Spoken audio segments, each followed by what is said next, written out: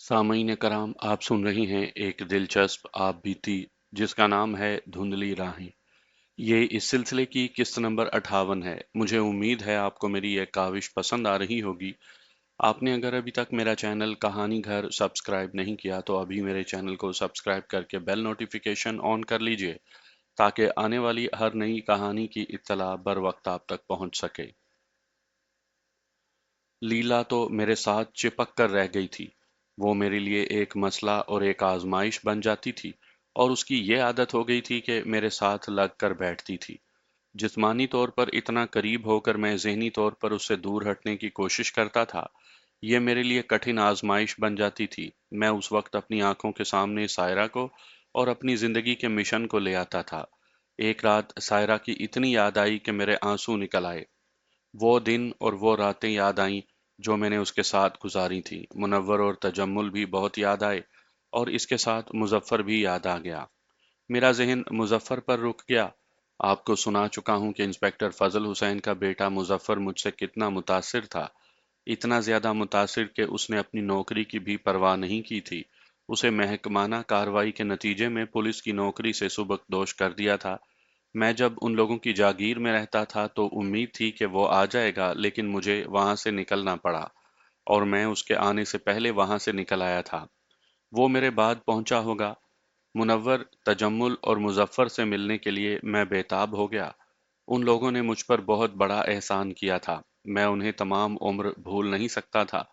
मैंने सोचा कि मैं इतनी दूर एक गरीब किसान के भेस में चला गया था और वापस भी आ गया हूँ तो मैं इसी भेस में मुनव्वर और तजम्मुल के पास जा सकता हूँ। मेरे जहन में सायरा भी थी। मैं उसके मुतल्लिक भी मालूम करना चाहता था कि वो किस हाल में है और उसकी शादी हुई है या नहीं। मुनव्वर और तजम्मुल को दीबा के ठिकाने का इल्म था। वो दीबा को जानते थे। मैं उन्हें बता आया था कि मैं हमीदुल्लाह और नूरुल्लाह के साथ दीबा के पास जा रहा हूँ। मैं नहीं चाहता था कि वो यहाँ आए। मैंने उनके पास जाने का इरादा कर लिया। दूसरे ही दिन दीबा के साथ बात की। उसने कहा कि मैं चला जाऊं। मेरे मुतल्लिक उसे ये तसल्ली थी कि मैं अपने मुतल्लिक कहीं भी कोई शक पैदा नहीं होने दूंगा। मैंने अगले ही रोज बहरूप धार लिया। जिस बहरूप में मैं दहशतगर्दों के पास गया था, अब मैंने उस बहरूप में ये इजाफा किया था कि एक आंख पर धागे से मोटी सब्ज पट्टी बांधकर आंख पर रख ली थी और धागा सर के पीछे बांध लिया था। उसके ऊपर मैली कुचैली सी पगड़ी सर पर लपेट ली थी। पहले की तरह चेहरे पर और दाढ़ी पर मिट्टी डालकर झाड़ ली थी। हाथ पांव और टांगों पर भी मिट्टी डाली और झाड़ ली। मोटे खुदरे कपड़े थे जो बहुत ही मैले थे। मुख्तसर ये कि मेरा बहरूप मुकम्मल था। पहले की ही तरह एक खंजर और एक रिवॉल्वर कपड़ों के अंदर छुपा हुआ था। मैं उस वक्त रवाना हुआ जब सुबह अभी धुंधली थी। सूरज निकलने तक कमोबेश 5 मील का फासला तय कर चुका था। इस इलाके में मुझे ज्यादा मोहतात होने की जरूरत थी क्योंकि ये हमारी वारदातों के इलाके थे। इस इलाके में हमीदुल्लाह खान और नूरुल्लाह की नौसरबाजी चलती रही थी। इससे आगे इंस्पेक्टर फजल हुसैन की जागीर थी, जिसके मुतालिक ये रिपोर्ट ऊपर तक पहुंच गई थी कि मैं यहाँ पनाह लिए हुए हूँ। इसी इलाके में सायरा का भाई अयूब कत्ल हुआ था। ये इलाका इसलिए खतरनाक हो गया था कि इन तीनों वारदातों यानी नौसरबाजी, अयूब का कत्ल और इस इलाके में मेरी मौजूदगी में से किसी एक वारदात का भी सुराग नहीं मिला था। नौसरबाजी इतना संगीन जुर्म नहीं था, लेकिन ये संगीन इस वजह से हो गया था कि नौसरबाज हमीदुल्लाह खान था, जो उम्र कैद पाकर जेल से मफरूर था। दूसरा नूरुल्लाह था, जिसके मुतालिक पुलिस को इत्तला मिली थी कि किसी दूसरे सूबे का नामी गरामी डाकू है और वो मुतअद्दिद वारदातों में मतलूब होगा। मेरे लिए खतरा ये था कि पुलिस के मुखबिर मौजूद थे। इन वारदातों को अभी ज्यादा अरसा नहीं गुजरा था। मैं चलता गया और साईं करामता वाले के गांव में जा पहुंचा।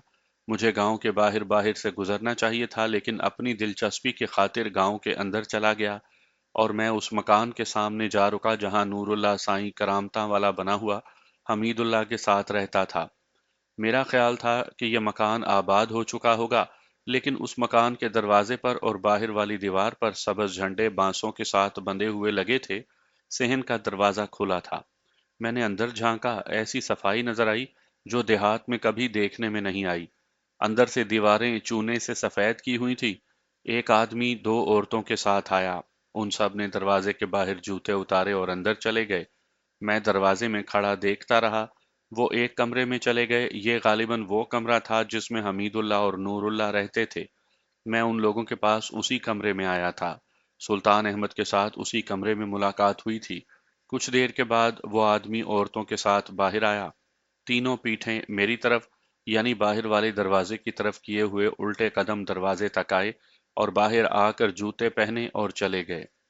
अंदर से एक मलंग निकला। ये वैसा ही मलंग था जिस किस्म के आजकल आप खानकाहों और कब्रिस्तानों के तकियों पर देखा करते हैं। वो मेरे पास आ रुका। क्यों भाई, उसने कहा, सलाम के लिए आए हो? हाँ साईं जी, मैंने बिल्कुल अनपढ़ और सीधे साधे देहातियों की तरह मरूब होकर जवाब दिया। साईं करामता वाले के लिए सलाम के लिए हाजिर हुआ हूँ, क्या वो अंदर हैं? नहीं भाई, मलंग ने कहा, वो तो खुदाई इशारे पर कहीं चले गए हैं। उनकी रूह मुबारक यहीं है, अंदर चले जाओ। सलाम करके आ जाना, पीठ ना करना। कुछ नजर न्याज भी अंदर रखा ना, जूती यहीं उतार जाओ। मैं जूती उतार कर अंदर चला गया और उस कमरे में जा घुसा जहां हमारी मुलाकातें होती थी। कमरे के वस्त में ईंटों का एक चबूतरा सा बना हुआ था। ये 3 सीढ़ियों जैसा था। हर सीढ़ी पर दिए रखे थे जिनमें चंद एक जल रहे थे। चबूतरे के नीचे मिट्टी की परात रखी थी जिसमें बहुत से पैसे पड़े हुए थे। उस चबूतरे को लोग सलाम करने के लिए आते थे, दिए जलाते थे और पैसे भी रख जाते थे। ये मालूम नहीं हो सका कि ये पैसे किसकी जेब में जाते थे। मुझे शक था कि ये मकान नंबरदार ने साईं करामता वाले को दिया था। ये पैसे उसी की जेब में जाते होंगे और इस मलंग को या एक दो आदमियों को हिस्सा मिल जाता होगा। ये भी कोई बईद नहीं था कि नंबरदार नूरुल्लाह को असली और बुर्गजीदा साईं करामता वाला समझता हो। वो समझता था या नहीं, बाद में मुझे पता चला कि इस गांव के लोग ही नहीं बल्कि जहां जहां तक साईं करामता वाले का चर्चा था, वहां से लोग इस यकीन के साथ इस चबूतरे को सलाम करने आते थे कि साईं जी की रूह यही है और वो खुद कोहकाफ चले गए हैं और एक ना एक दिन वापस आ जाएंगे। मुझे उम्मीद है कि मेरी ये आप बीती सुनने वाले लोगों की सादगी और पसमानदगी और तोहम परस्ती पर हैरान नहीं होंगे। आज के साइंसी और एटमी दौर में भी हमारे मुल्क में यही नौसरबाजी चल रही है।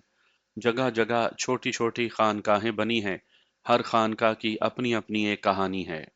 मैंने ये मंजर उस गांव में देखा। उस कमरे में शराब चला करती थी, बेऔलाद औरतें औलाद लेने आती थीं और उस कमरे में हर तरह की बदकारी होती थी, लेकिन लोग उस जगह को मुकद्दस समझकर सलाम करने आते थे।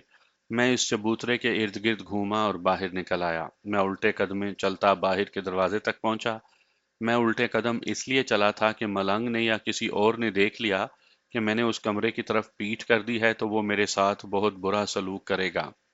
मैंने गांव के 3-4 आदमियों के साथ साईं करामता वाले के मुतल्लिक बात की तो वो अपनी उंगलियां चूम कर और आंखों को लगाकर साईं करामता वाले का नाम लेते थे। जिस दिन वो यहाँ से गए हैं वो इस गांव का बहुत ही बुरा दिन था, एक आदमी ने कहा, और 3-4 आदमियों के नाम लेकर उसने बताया, फलां की भैंस अच्छी भली थी, खड़े खड़े कांपी और गिरकर मर गई। दूसरे रोज फलां आदमी का बच्चा कोठे से गिरकर मर गया। नंबरदार की घोड़ी का मुर्दा बछड़ा हुआ। लोगों ने रात को गांव के अंदर काले नागों का एक जोड़ा फिरते देखा। अगली रात नंबरदार ने लोगों को बताया कि रात को उसे साईं करामता वाले ख्वाब में मिले हैं और कह गए हैं कि जिस कमरे में वो सोते और इबादत करते थे वहां दिए जलते रहा करें और लोग वहां सलाम के लिए हाजिरी दिया करें। उन्होंने ये भी कहा कि उस मकान को साफ सुथरा और पाक रखा जाए क्योंकि रात को हमारी रूह वहां इबादत के लिए जाती है। नंबरदार के कहने पर गांव वालों ने मकान को अंदर से साफ किया, चूना लाकर सफेदी की, फिर जाकर गांव में अमनो अमान हुआ। मेरी कहानी बहुत पुरानी हो गई है लेकिन ये बातें, ये हिकायतें और ये रिवायतें पुरानी नहीं हुई। देहात में और शहरों में भी ये आज भी सुनी और सुनाई जाती हैं। मैं उस गांव से निकला और आगे को चल पड़ा। असर की नमाज का वक्त हो गया जब मैं मुनव्वर और तजम्मुल की जागीर पर पहुंच गया। उनके घर के आगे पहुंचा तो मुनव्वर बाहर खड़ा था। वो शायद कहीं जा रहा था। मैंने अपना अंदाज वही रखा जो इस बहरूप में होना चाहिए था। मैंने पीठ में थोड़ा सा कुबड़ापन पैदा कर रखा था। मुनव्वर ने मेरी तरफ देखा तो बेरुखी से पूछा कि मैं कौन हूँ और क्यों आया हूँ। आपके सलाम के लिए हाजिर हुआ हूँ चौधरी साहब, मैंने यतीमों और मस्कीनों जैसी आवाज में कहा, और मैंने आवाज बिल्कुल ही बदल ली थी। हमारे सलाम की क्या ज़रूरत आ पड़ी है तुझे? मुनव्वर ने कहा, बैठ जाओ, खाना मिल जाएगा। आपके बच्चे जिए चौधरी साहब। मैंने और ज्यादा मस्कीन बनते हुए कहा, दो चार पैसे मिल जाएं तो आपके बच्चों को दुआएं दूंगा। इस जिस्म को हिलाते क्यों नहीं? मुनव्वर ने कहा, अपने हाथ पांव हिलाओ और कमा कर खाओ। नौकरी करनी है तो यहीं रह जाओ। मैं यहाँ रहकर गया हूँ जी। मैंने कहा, आपको याद नहीं रहा? आप बादशाह हैं चौधरी जी, हम जैसे गरीबों को आप कैसे पहचान सकते हैं? मेरा नाम सिकंदर है चौधरी मुनव्वर जी। तुम तो पहचानने से इनकारी हो। मुनव्वर यूं बिदका जैसे उसका हाथ बिजली के नंगे तार के साथ लग गया हो। हैरत ज़दा नज़रों से मुझे देखता आहिस्ता आहिस्ता मेरी तरफ आया। मैंने उसे कहा कि मेरे करीब ना आए, अंदर चला जाए और मैं उसके पीछे आ जाऊंगा। वो मेरी बात समझ गया और अपने मकान में दाखिल हो गया। मैं आहिस्ता आहिस्ता चलता उसके पीछे अंदर चला गया। दरवाज़ा बंद करके वो मेरे गले लग गया और अपने बाजुओं में मुझे इतनी जोर से भींचा जैसे मेरी पसलियां तोड़ देगा। फिर वो मुझे ड्योढ़ी के साथ वाले कमरे में ले गया, मुझे बिठाकर बाहर गया और किसी को तजम्मुल को बुला लाने के लिए दौड़ा दिया। कुछ देर के बाद तजम्मुल आ गया, वो भी मुझे मुनव्वर की तरह मिला। आप अंदाजा कर सकते हैं कि हमने कितनी बातें और कैसी बातें की होंगी। उन्होंने मुझे मेरे जाने के बाद की बातें सुनाई और मैंने उन्हें सुनाया कि मैं यहाँ से जाकर क्या क्या करता रहा। मैंने साहूकार के घर की डाकाजनी की वारदात का जिक्र नहीं किया। मुजफ्फर के मुतालिक उन्होंने बताया कि वो घर आ गया था और अब इंस्पेक्टर फजल हुसैन के पास गया हुआ है। फजल हुसैन ने उसे यहाँ ज्यादा देर नहीं रहने दिया। वो इनकलाबी बातें करता था।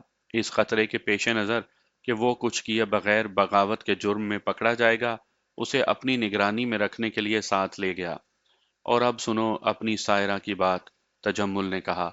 हमें हर वक्त सायरा की तरफ से खतरा रहता था कि पुलिस ने अभी तक उसे खुफिया निगरानी में ना रखा हो। तुमने हमें यकीन तो दिला दिया था कि सायरा की तरफ से कोई खतरा नहीं रहा।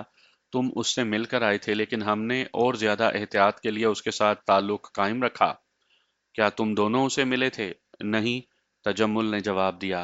पहले मुनव्वर शहर गया और दिन की रोशनी में अयूब का घर मालूम करके देख आया। अयूब का घर मालूम करना मुश्किल नहीं था। कत्ल हो जाने की वजह से हर कोई उसके घर से वाकिफ था। दूसरे दिन मुनव्वर अपने एक आदमी बख्ते को साथ लेकर गया।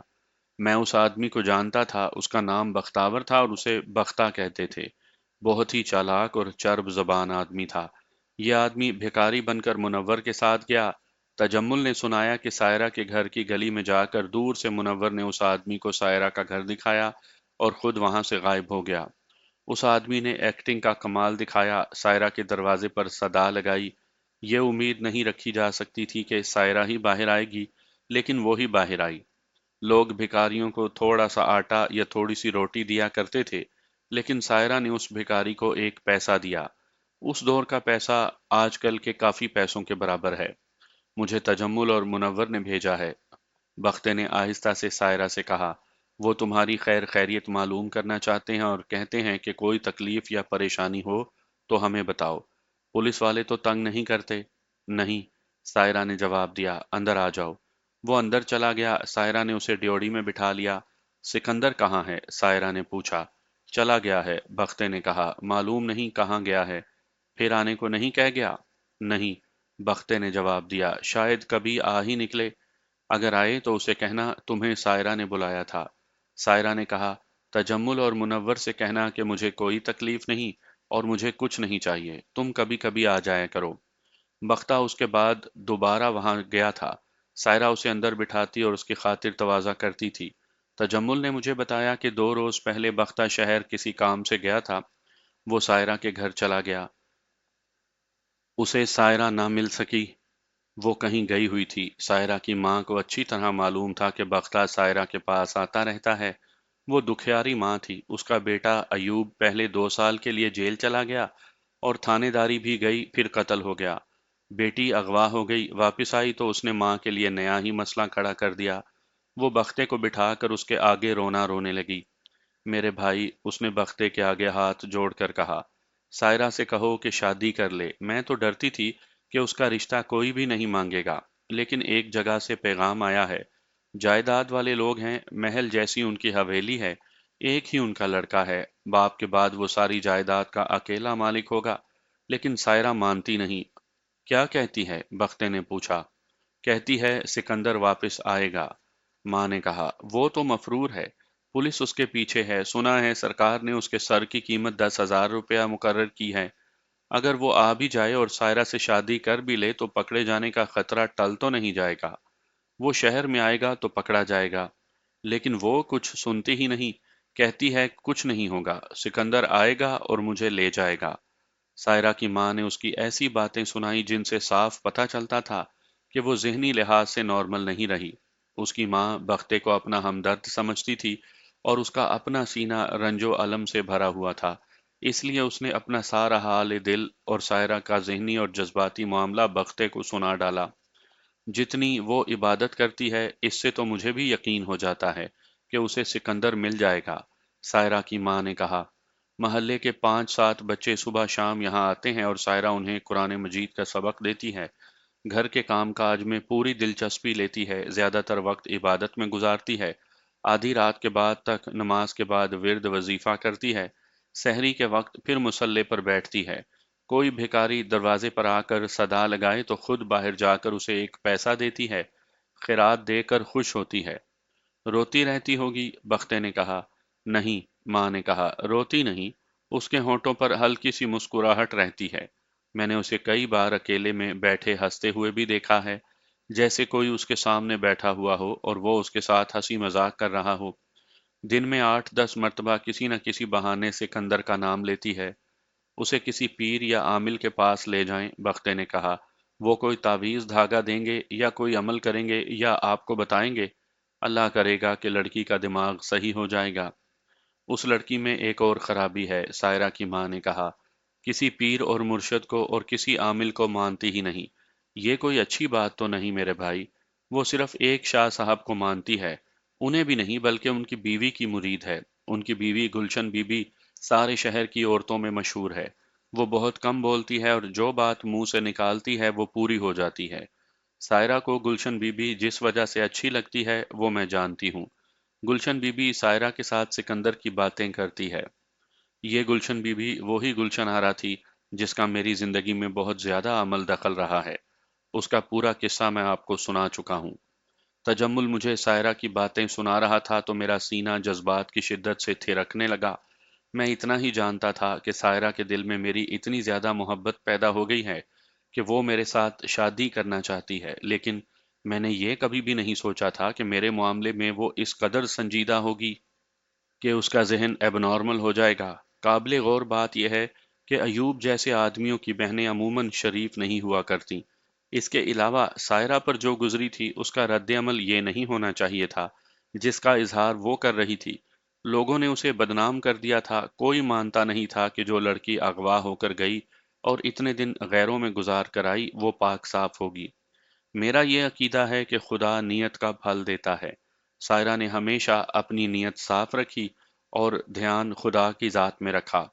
خدا نے اسے اس کا یہ اجر دیا کہ وہ اغوا ہوئی تو خدا نے میرے دل میں رحم ڈال دیا اور اس کے ساتھ ہی اس کی محبت بھی میرے دل میں ڈال دی اور میں اس کی عصمت کا محافظ بن گیا۔ میں نے تجمل سے کہا کہ وہ بختے کو بلائے۔ بختہ آیا تو میں نے اس سے وہ باتیں پھر سنی جو تجمل مجھے سنا چکا تھا۔ میں نے تھانے داروں کی طرح کئی سوالات پوچھے، اس طرح وہ باتیں بھی مجھے معلوم ہوئیں جو بختے نے تجمل کو نہیں سنائی تھی۔ یہ باتیں سن کر میں تڑپ اٹھا، اس تڑپ سے اس ارادے نے سر اٹھایا کہ میں سائرہ سے ملنے جاؤں گا۔ میں نے اس کے پاس ہمیشہ کے لیے چلے جانے کا یا اس کے ساتھ شادی کرنے کا ارادہ نہیں کیا تھا، میں اس کے ساتھ رہ سکتا ہی نہیں تھا۔ میں اسے نارمل حالت میں لا کر کسی کے ساتھ شادی کر لینے پر آمادہ کرنا چاہتا تھا۔ میں نے تجمل اور منور کو اپنا ارادہ بتایا اور کہا کہ میں ابھی جانا چاہتا ہوں۔ انہوں نے اس اطمینان کا اظہار کیا کہ اس حلیے میں مجھے کوئی نہیں پہچان سکتا، لیکن انہوں نے مجھے اسی وقت جانے کی اجازت نہیں دی۔ کہنے لگے کہ میں کم از کم ایک رات ان کے ساتھ گزاروں۔ میں خود چاہتا تھا کہ اتنے پیارے دوستوں کے پاس کچھ اور وقت گزرے۔ میں رک گیا۔ انہوں نے مجھے نہلایا دھلایا اور میری خاطر تواضع حد سے بڑھ کر کی۔ پوری رات باتیں کرتے کرتے گزر گئی۔ صبح منہ اندھیرے میں پھر اسی بہروپ میں اپنے شہر کی طرف چلا جا رہا تھا۔ تجمل اور منور مجھے اپنی گھوڑی دے رہے تھے جو میں نے قبول نہیں کی۔ میں جس حلیے میں تھا उस हुलिये जैसे मुफलिस देहाती इतनी अच्छी नस्ल की घोड़ियों पर सवार नहीं हुआ करते। अगर मैं ऐसे घोड़ी पर सवार होता तो लोगों की तवज्जो का मरकज बनता और पकड़ा जाता। मेरे लिए पैदल चलना ही महफूज और बेहतर था। मैंने उस गांव से इस शहर तक घोड़ी पर सफर किया था। इतना लंबा सफर घोड़ी पर ही किया जा सकता था, लेकिन अब मैं अपनी मजबूरी के तहत पैदल जा रहा था। ये इलाका मेरा देखा भाला था। अगर सायरा की कशिश ना होती तो मैं इतना ज्यादा ना चल सकता। गुज़िश्ता रोज भी मैंने खासा लंबा पैदल सफर किया था, लेकिन अब मेरी टांगों में गुज़िश्ता रोज से ज्यादा ताकत आ गई थी। मेरे जहन पर सायरा जो सवार थी। सूरज सर पर आ गया तो मैं एक दरख्त के नीचे बैठ गया और वो खाना खोल कर खाने लगा जो मुनव्वर और तजम्मुल ने मेरे सफ़र के लिए ख़ास तौर पर पकवाया था। खाना खाकर मुझ पर गनूदगी तारी होने लगी। मैं सारी रात का जागा हुआ और गुज़िश्ता रोज़ का थका हुआ था। ज़रा सुस्ताने के लिए मैं वहाँ लेट गया और फ़ौरन ही मेरी आंख लग गई। मैंने ख्वाब में सायरा को और अपनी अम्मी को देखा। दोनों इकट्ठी खड़ी थीं और मुझे बाजू फैलाकर बुला रही थीं, लेकिन मैं उन तक नहीं पहुंच सकता था क्योंकि मेरे और उनके दरमियान में एक नदी हाइल थी जिसमें तुग़यानी आई हुई थी। मैं नदी के इस किनारे पर इधर-उधर दौड़ता फिर रहा था कि नदी में कहीं से ऐसी जगह नजर आ जाए जहां से मैं नदी पार कर लूं, लेकिन मैं जिस जगह भी रुकता और नदी में उतरने लगता वहां से लहरें उठती और मेरी तरफ लपकने लगती और मैं पीछे हट जाता। मैं आखिर नदी में कूद गया और इसके साथ ही मेरी आंख खुल गई। मैं घबराया हुआ उठा। जहन पर अभी तक ख्वाब की कैफियत तारी थी। मैंने अपने इर्द गिर्द देखा तो मुझे एहसास हुआ कि मैं आलम ख्वाब में था। मैं उठा और चल पड़ा। मुझे हर लम्हा ये एहसास रहा कि मेरी अम्मी और सायरा मेरे करीब ही कहीं मौजूद हैं या मेरे साथ चली आ रही हैं। आपने मेरी दास्तान में सुना होगा कि जब कभी सायरा मेरे तसव्वुर में आती थी तो उस तसव्वुर में मेरी अम्मी का आना लाजमी होता था। मैंने इस तहरीर में अपनी अम्मी और सायरा की वाबस्तगी वाज़िया की थी, जो मुख्तसरन ये है कि सायरा के होंठ, आंखें, मुस्कुराहट और चेहरे का तासुर मेरी अम्मी जैसा था। इन तफसीलात को छोड़ें, मुख्तसर बात यह है कि सायरा एक मकनातीस थी और मैं लोहे का कमज़ोर सा ज़र्रा था, जो मजबूर और बेबस होकर उसकी तरफ खींचा चला जा रहा था। दिन का पिछला पहर था जब मैं उस बुलंद ज़मीन तक पहुंच चुका था जहां से मुझे अपना सारा शहर नजर आ रहा था। मेरी रफ्तार और तेज हो गई। थकन का एहसास मिट गया। मेरे करीब से लोग गुजरते रहे थे, लेकिन मैंने उन्हें देखने की और अपने आप को उनसे छुपाए रखने की ज़रूरत महसूस ना की। मैं कुछ देर के लिए भूल गया था कि मैं 10,000 रुपए की मालियत का मफरूर मुलजिम हूँ और फौरन पहचाना जा सकता हूँ। मैं अहमकाना हद तक बेखौफ खतर चला जा रहा था। मैंने ये भी ना सोचा कि मैंने जो बहरूप धार रखा था उस हुलिये के हकीकी आदमी इतना तेज नहीं चला करते। वो इतना तेज चल ही नहीं सकते। मुफलिसी और कसम पुरसी उनके पाँव की बेड़ियां बनी रहती हैं। मुझे मोहतात होना चाहिए था, लेकिन मैं एहतियात से लापरवाह हो गया था। मैं उस गली में दाखिल हो गया जो आगे जाकर दाएं और फिर बाएं को मुड़कर सायरा के घर तक जाती थी। मैं इससे पहले भी ज्योतिषियों के बहरूप में इस गली में आया था, तो मुझ पर जज्बात का ऐसा गलबा हुआ था कि मेरे आंसू निकल आए थे। मैं उन गलियों में खेल कूद कर जवान हुआ था। मैं जब ज्योतिषी बनकर यहाँ आया था तो मुझे अपने बचपन के कह कहे और दौड़ते कदमों की आवाज़ें सुनाई देती थीं।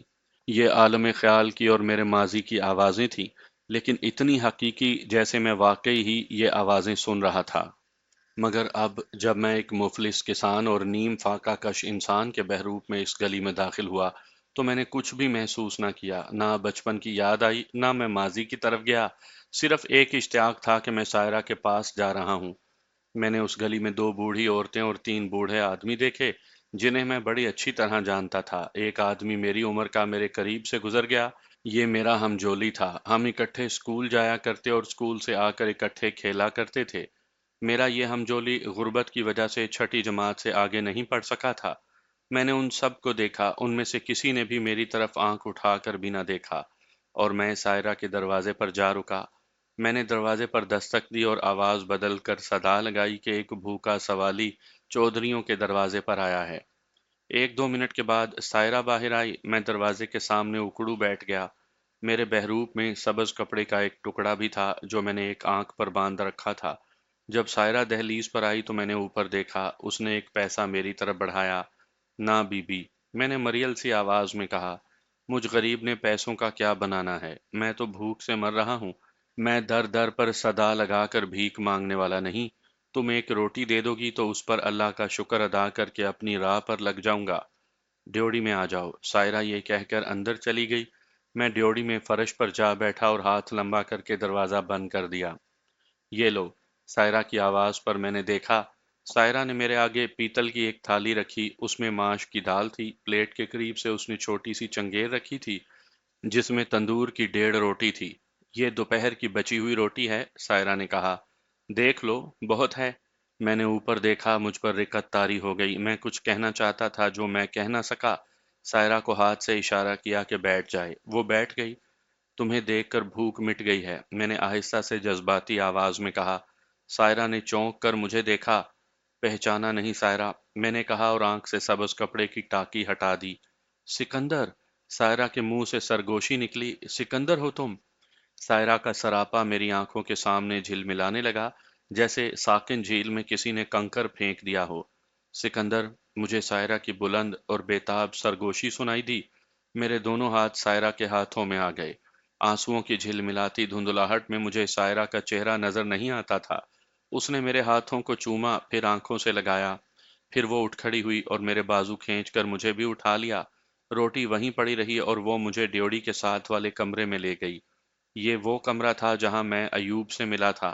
سائرہ پر جذبات کا ایسا غلبہ تھا کہ وہ میرے گلے لگ گئی اور اس نے بچوں کی طرح رونا اور بلبلانا شروع کر دیا۔ میری اپنی جذباتی حالت اس جیسی ہو رہی تھی۔ ہم دونوں کو احساس ہو گیا کہ سائرہ کی ماں کمرے میں آ گئی ہے۔ میں سائرہ سے الگ ہونے کی کوشش کرنے لگا، لیکن سائرہ مجھے چھوڑ نہیں رہی تھی۔ کون ہے یہ سائرہ؟ سائرہ کی ماں نے قدرے غصیلی آواز میں پوچھا۔ سکندر ہوں خالہ جان، میں نے سائرہ کی ماں کی طرف مڑ کر کہا۔ سائرہ مجھ سے الگ ہو گئی اور مجھے ایک کرسی پر بٹھا دیا۔ یہی سکندر ہے امی جان، سائرہ نے اپنی ماں سے کہا۔ بیٹھ جاؤ امی اور اللہ کا معجزہ دیکھو۔ پہلے یہ بتاؤ سکندر، سائرہ کی ماں نے پوچھا، لوگ یہ کیوں کہتے ہیں کہ میرے بیٹے کو تم نے قتل کیا تھا؟ نہیں امی، سائرہ نے ذرا اونچی آواز میں کہا، میں نے تمہیں کتنی بار بتایا ہے کہ ایوب بھائی کا قاتل سکندر نہیں۔ تمہیں سمجھا سمجھا کر تھک گئی ہوں، لیکن تم اپنی بیٹی کی زبان پر اعتبار کرنے کے بجائے لوگوں کی باتوں کو سچ مانتی ہو۔ میں نے سائرہ کی ماں کو ایوب کے قتل کی ایک جھوٹی کہانی سنا دی اور سائرہ نے میرے جھوٹ کو سچ سمجھ کر تائید کر دی۔ امی جان، سائرہ نے اپنی ماں سے کہا، کسی کو یہ نہ بتا دینا کہ سکندر آیا ہے یا آیا تھا۔ وجہ تمہیں معلوم ہے۔ مجھے اتنی کم عقل سمجھتی ہو؟ سائرہ کی ماں نے درست لہجے میں کہا۔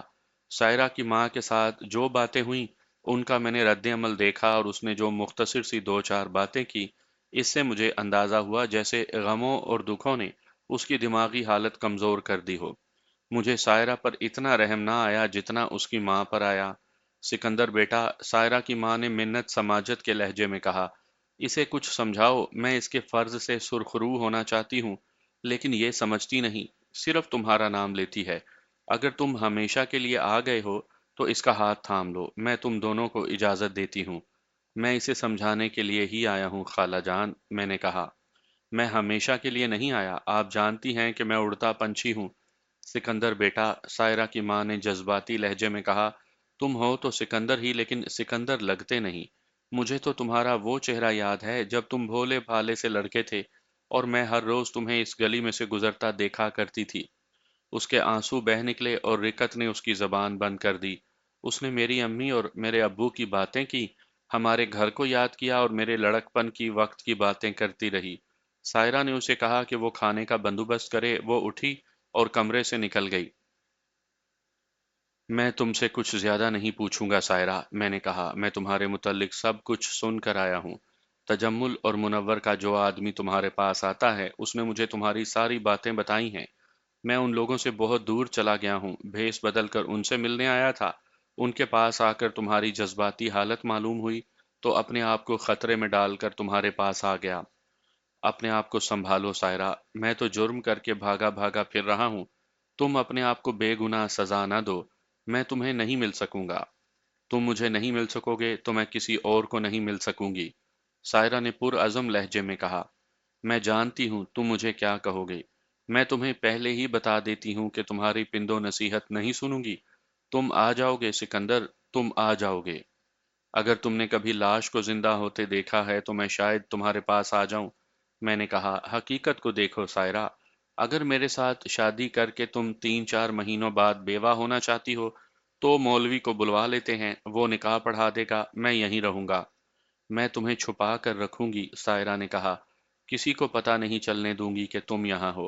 सायरा की इस दलील से अंदाजा करें कि वो हकीकी जिंदगी से या हकाइक से कितनी दूर चली गई थी। गुलशन बीबी को तुम जानते हो ना, सायरा ने कहा। वो भी कहती हैं कि अल्लाह के दरबार में कोई कमी नहीं। अल्लाह को याद करती रहो, तुम्हारी मुरादें पूरी हो जाएंगी। उन्होंने ये भी कहा कि अल्लाह को सिर्फ ये ना कहती रहना कि मुझे सिकंदर चाहिए, बल्कि ये कहना कि या खुदावंद ताला, मुझे आपकी खुशनुदी चाहिए। फिर वो कहती हैं कि अपने आप को और अपने ख्यालों को पाक रखना, फिर तुम्हें अल्लाह ताला की खुशनुदी हासिल हो जाएगी और अल्लाह तबारक व ताला तुम्हारी हर मुराद पूरी करेंगे। मेरी कोशिश ये तो नहीं थी कि गुलशन ने उसे जो बताया था मैं उसके खिलाफ बात करता। गुलशन ने उसे बिल्कुल सही बात कही थी। ये बिल्कुल वाज़ेह था कि मैं उसे नहीं मिल सकता था, लेकिन गुलशन ने उसे जिस रास्ते पर डाल दिया था वो बहुत खूबसूरत और पुरसकून रास्ता था। इसमें सायरा के लिए एक उम्मीद थी और रूहानी सुकून। इसका दूसरा फायदा ये था कि सायरा को एहसास और ख्याल ही नहीं रहा था कि वो जवान लड़की है और जवानी के कुछ मुतालबे भी होते हैं। मैंने पहले बताया है कि सायरा के खराब होने के इम्कानात ज्यादा थे। ये इम्कान गुलशन आरा ने ख़त्म कर दिया। सायरा खुद भी गलत रास्ते पर चलने वाली लड़की नहीं थी। गुलशन आरा ने उसकी नीयत को बिल्कुल ही धो डाला था। मैंने उसे ये यकीन दिलाने की बहुत कोशिश की कि मैं उसे सिर्फ एक सूरत में मिल सकता हूँ कि सूरज सवा नेज़े पर आ जाए और ज़मीन में ऐसी नफसा नफसी पैदा हो जाए कि किसी को किसी का ख्याल ही ना रहे। लेकिन सायरा के होंठों पर जो मुस्कुराहट थी वो बदस्तूर कायम रही। फिर यह मुस्कुराहट ऐसी सूरत इख्तियार कर गई जैसे मेरे इस्तदलाल का मजाक उड़ा रही हो। वो मेरी हर बात सुनी अनसुनी करती गई। फिर उसने ये अंदाज इख्तियार किया कि मैं उससे जो भी बात कहता वो उंगली आसमान की तरफ करके मुस्कुरा देती। मैं हार गया। मैं ये तो जानता था कि ये लड़की सारी उम्र का कुंवारापन कबूल कर लेगी लेकिन खराब नहीं होगी। मुझे खतरा ये नजर आने लगा कि जहनी तौर पर वो एबनॉर्मल तो हो ही गई थी, इससे अगला मरहला पागलपन का था। उसने और 2-4 साल बाद पागल हो जाना था। फिर ये बताना मुश्किल था कि उसका अंजाम क्या होगा। मुझे जब अपनी शिकस्त का एहसास हुआ तो मुझे सायरा के वालिद का ख्याल आया। मैंने सायरा से पूछा कि अब्बा जी कहाँ हैं। इसके जवाब में सायरा ने हाथों और सर का ऐसा इशारा किया कि जैसे उसे मालूम नहीं और उसे परवाह भी नहीं कि वो घर हैं या कहीं गए हुए हैं। इतने में सायरा की माँ कमरे में आई। मैंने उनसे पूछा कि सायरा के अब्बा जान कहाँ हैं।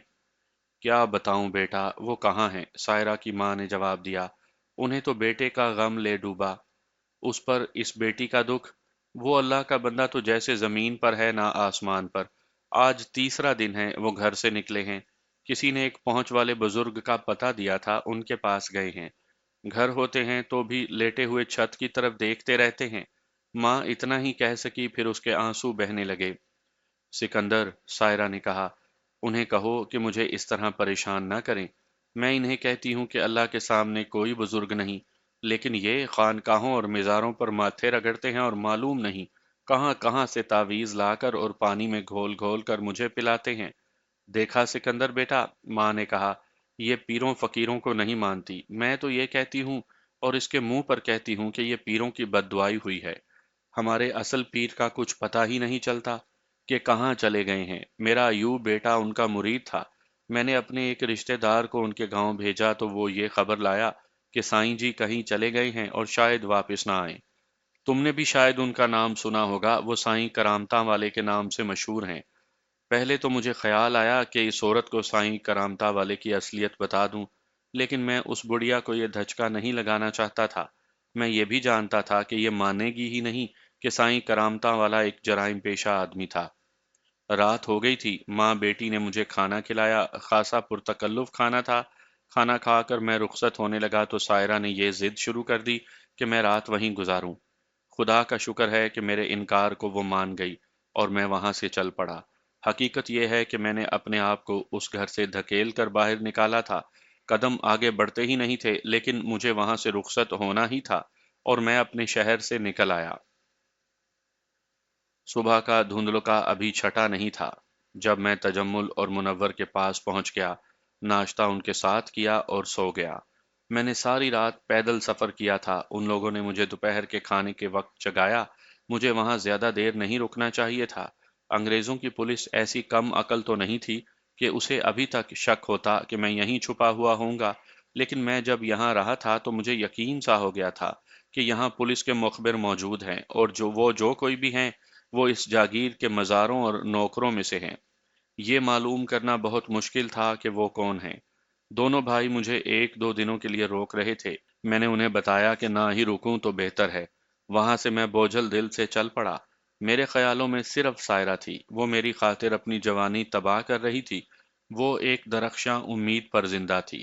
وہ ایک سراب کے پیچھے چلی جا رہی تھی، اسے احساس نہیں تھا کہ وہ دھندلی راہ پر چل رہی ہے، اور یہ دھند گہری ہوتی جائے گی، چھٹے گی نہیں۔ میں انہی سوچوں میں ڈوبا چلتا گیا، رات کو اپنے ٹھکانے پر پہنچا۔ سب گہری نیند سوئے ہوئے تھے۔ میں اپنے کمرے میں گیا اور چارپائی پر گر پڑا۔ نیند اور تھکن کا غلبہ ایسا تھا کہ بھوک کا احساس ہی نہ رہا، صرف اتنا احساس تھا کہ رات گزر چکی ہے اور یہ اندھیرا سحری کا ہے۔ میں اگلے روز اس وقت جاگا جب سورج بہت آگے نکل گیا تھا اور کچھ دیر کے بعد اسے ڈوب جانا تھا۔ میں اپنے ساتھیوں میں جا بیٹھا، وہ بےتابی سے میرا انتظار کر رہے تھے۔ میں نے انہیں اپنے سفر کی رودات سنائی۔ تم پتھر ہو، حمید اللہ خان نے سائرہ کے متعلق باتیں سن کر کہا۔ اسے ساتھ لے آتے اور اپنے ساتھ رکھتے، اتنی خوبصورت لڑکی کو گنوا کر اس کی باتیں کرتے، تمہیں شرم نہیں آتی؟ کچھ دیر ہنسی مذاق بھی چلا، پھر ہم سب کھانے پر بیٹھ گئے۔ رمیش بھی ہمارے ساتھ کھانا کھایا کرتا تھا۔ اس نے یہ دیکھنے کی ضرورت کبھی محسوس نہیں کی تھی کہ یہ گوشت جو اسے کھلایا جا رہا ہے گائے کا ہے یا بکرے کا۔ وہ اپنے مذہب سے دستبردار ہو چکا تھا۔ لیلا کے لیے کھانا کمرے میں جاتا تھا۔ اسی رات کا ذکر ہے، میں ابھی لیٹا ہی تھا کہ لیلا کمرے میں آ گئی۔ کمرے میں دیا جل رہا تھا۔ تمہیں ایک بات بتانے آئی ہوں، اس نے میرے پاس بیٹھتے کہا۔ میں نے تمہیں بتایا تھا کہ دیبا میرے ساتھ بہت پیار کرتا ہے۔ مجھے اس کا پیار اچھا لگتا ہے کیونکہ اس کے پیار میں مجھے باپ کی شفقت کی جھلک نظر آتی ہے۔ کل دوپہر کا واقعہ ہے کہ میں ٹہلتے ٹہلتے دیبے کے کمرے کے سامنے سے گزری تو اس نے مجھے دیکھ لیا اور کمرے میں بلا لیا۔ میں اس کے پاس جا بیٹھی۔ پہلے تو وہ ہر روز کی طرح میرے سر پر اور پیٹھ پر ہاتھ پھیرتا رہا، لیکن کل اس نے مجھے اپنے ساتھ لگا لیا۔ میں اس کی نیت کو سمجھتی ہوں، اس لیے میں نے برا نہ جانا۔ جہاں تک دیبا کا تعلق ہے تو میں اس کی بھی اس حرکت کو برا نہ سمجھا کہ اس نے لیلا کو اپنے ساتھ لگا لیا تھا۔ دیبا تو وہ آدمی تھا جس نے اپنے پورے گروہ کو کہہ رکھا تھا کہ کسی عورت کو اغوا نہیں کرنا، نہ کسی عورت پر ہاتھ اٹھانا ہے۔ لیکن لیلا نے مجھے جو بات سنائی وہ انسانی فطرت کی بہت بڑی کمزوری کا حصہ ہے۔ لیلا، دیبا نے کہا، میں نے بہت سوچا ہے اور میں یہ بھی کہتا ہوں کہ تمہاری شادی جلد ہونی چاہیے، لیکن جب مجھے یہ خیال آتا ہے کہ تم حمید اللہ خان کی بیوی بنو گی تو میں محسوس کرتا ہوں کہ میں برداشت نہیں کر سکوں گا کہ تم کسی اور کی ملکیت میں چلی جاؤ۔ کیوں استاد؟ لیلا نے کچھ نہ سمجھتے ہوئے بچوں کی سی شوخی سے پوچھا۔ کیا تم میری شادی پر خوش نہیں ہوگے؟ نہیں لیلا، دیبے نے کہا، مجھے دکھ ہوگا۔ دیبے نے لیلا کو اپنے اور قریب کر لیا اور اپنا ایک گال لیلا کے بالوں پر رکھ دیا۔ لیلا نے ذرا سی بھی مزاحمت نہ کی۔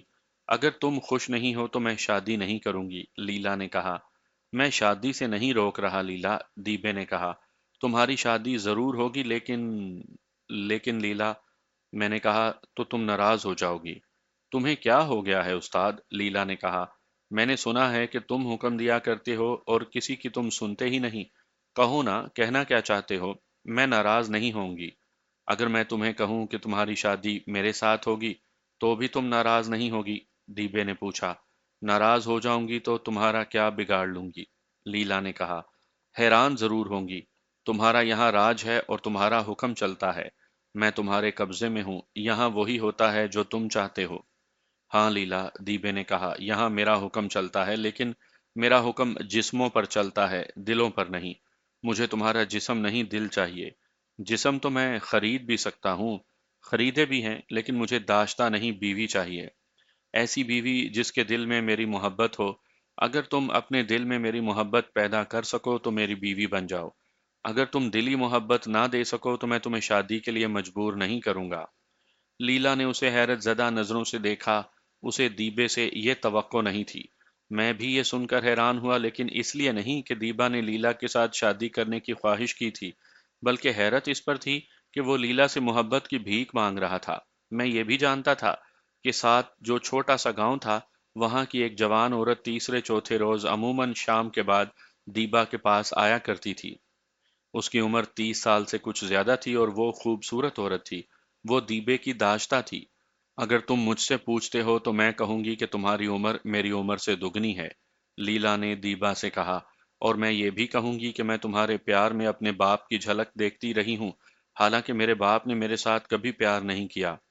میں عورت کا نہیں، عورت کے پیار کا پیاسا ہوں، دیبا نے کہا۔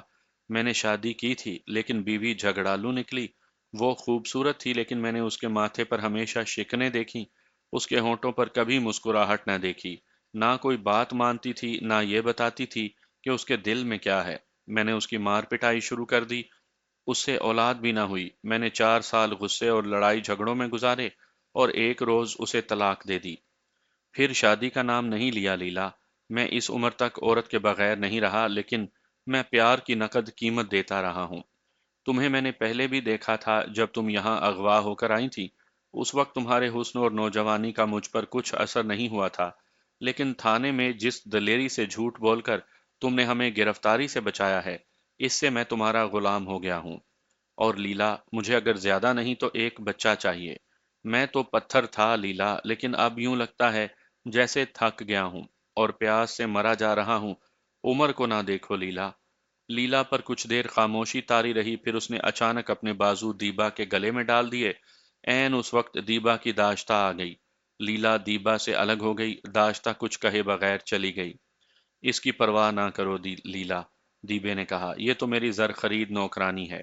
لیلا نے دیبا کو ہاں یا نہ میں جواب نہ دیا، صرف یہ کہہ کر وہاں سے اٹھائی کہ میں آؤں گی۔ لیلا نے مجھے بتایا کہ شام کو رمیش دیبا کی محفل میں جا بیٹھا۔ لیلا کمرے میں اکیلی تھی۔ یہ عورت اس کے کمرے میں آئی، لیلا کے کہنے کے باوجود وہ بیٹھی نہیں۔ دیکھ لڑکی، اس نے کھڑے کھڑے لیلا سے کہا، آج کے بعد میں تمہیں اس حالت میں دیبا کے ساتھ نہ دیکھوں۔ دیکھ لو گی تو کیا کرو گی؟ لیلا نے پوچھا۔ میں کچھ نہیں کروں گی، عورت نے کہا۔ تم یہاں نہیں ہوگی، باز آ جاؤ، میں دوسری بار تمہارے پاس نہیں آؤں گی۔ وہ چلی گئی۔ یہ رقابت تھی۔ یہ عورت دیبا کو اپنی ملکیت سمجھتی تھی۔ تم نے دیبا کے متعلق کیا سوچا ہے؟ میں نے پوچھا۔ تمہارے بعد مجھے دیبا اچھا لگتا ہے، لیلا نے جواب دیا۔ اس نے پیار کی جو قیمت مانگی ہے وہ دے دوں گی۔ میں اس کے ساتھ شادی کر لوں گی۔ تم کیا کہتے ہو؟ دیبا کے ساتھ شادی کر لو، میں نے کہا۔ مجھے اس عورت سے ڈر آنے لگا ہے، لیلا نے کہا۔ اس سے مت ڈرو، میں نے کہا۔ دیبا کو پتا چلا کہ اس عورت نے تمہیں دھمکی دی ہے تو دیبا اس کی ہڈی پسلی ایک کر دے گا۔ میں نے لیلا کے فیصلے کی تائید کر دی تو وہ مطمئن ہو گئی۔ دیبا کی داشتہ اس شادی کو نہیں روک سکتی تھی، لیکن مجھے ایک اور خطرہ نظر آنے لگا تھا۔ یہ حمید اللہ خان کا خطرہ تھا۔ وہ بھی لیلا کا امیدوار تھا، بلکہ اسے یقین تھا کہ لیلا کی شادی اسی کے ساتھ ہوگی۔ مجھے خیال آیا کہ اسے جب پتا چلے گا کہ لیلا دیبے کی بیوی بنے گی تو حمید اللہ خان کا رد عمل شدید ہوگا۔ ڈر یہ تھا کہ حمید اللہ خان دیبے کے ساتھ جھگڑا نہ مول لے لے۔ لیلا چلی گئی تو میں حمید اللہ خان اور نور اللہ کو اپنے کمرے میں لے آیا۔ لیلا نے مجھے جو باتیں سنائی تھیں وہ میں نے انہیں سنائی۔ نور اللہ تو ہنس پڑا، لیکن حمید اللہ خان کی طبیعت میں گرمی آ گئی۔ کہنے لگا کہ وہ دیبے سے بات کرے گا۔ حمید اللہ بھائی، میں نے اسے کہا، تم نواب زادے نہیں، مفرور سزا یافتہ مجرم ہو۔ یہاں کا نواب دیبا ہے، یہ اس کی مہربانی ہے کہ تمہاری دوستی کا حق ادا کر رہا ہے۔ حقیقت یہ ہے کہ ہم اس کے رحم و کرم پر ہیں۔ یہ ہم تینوں کو گرفتار کروا کر پولیس کی ہمدردی حاصل کر سکتا ہے۔ اگر دیبا اس لڑکی کو داشتہ بنا کر رکھنا چاہتا تو تم بھی لڑکی کے ساتھ در پردہ دوستی کر سکتے تھے، لیکن یہاں مسئلہ جذبات کا ہے۔ دیبا جذبات کی قربانی نہیں دے گا۔ جانے دے نواب زادے، نور اللہ نے اسے کہا، کچھ وقت شرافت سے گزار لے۔ میں اپنا ٹھکانہ بنا رہا ہوں، میں نے کہا، وہاں جو جی میں آئے کرنا۔ نور حمید اللہ خان نے نور اللہ سے کہا، کہیں اور چلتے ہیں اور پیری مریدی کا کاروبار کرتے ہیں۔ اس نے ذرا سوچ کر مجھے کہا، سکندر، اگر ہمارا یہ کاروبار پہلے کی طرح جم گیا تو ہم تمہارا ساتھ بھی دے سکیں گے۔ اپنے گروہ کے 2 4 آدمیوں کو اپنے پاس چھپا لیں گے۔ پیری کا اڈا جم گیا تو اس میں ہاتھی بھی چھپ جاتے ہیں۔ یہ تو بات کی باتیں تھیں کہ ہم اپنا کوئی الگ ٹھکانہ بنائیں گے یا دیبا کے ساتھ ہی رہیں گے؟ میرا اپنا فیصلہ یہ تھا کہ دیبا کے ساتھ رہیں گے۔ دہشت گردی کے پروگرام میں وہ میرا ہم خیال ہے، یہ میں پہلے بتا چکا ہوں۔ فوری طور پر مسئلہ یہ درپیش تھا کہ حمید اللہ خان کے دل سے رقابت نکالی جائے تاکہ اس میں اور دیبے میں دشمنی پیدا نہ ہو۔ دیبا اتنا گھٹیا آدمی نہیں تھا کہ دشمنی میں حمید اللہ خان کو گرفتار کروا دیتا، وہ اسے ہمیشہ کے لیے غائب کروا سکتا تھا۔ بہرحال حمید اللہ خان سمجھ گیا اور اس نے لیلا کے ساتھ شادی کرنے کا خیال دل سے نکال دیا۔ اگلی صبح دیبا میرے پاس آیا اور مجھے بتایا کہ وہ 3-4 دنوں کے لیے باہر جا رہا ہے اور وہ دہشت گرد گروہ کے لیڈروں سے مل کر آئے گا۔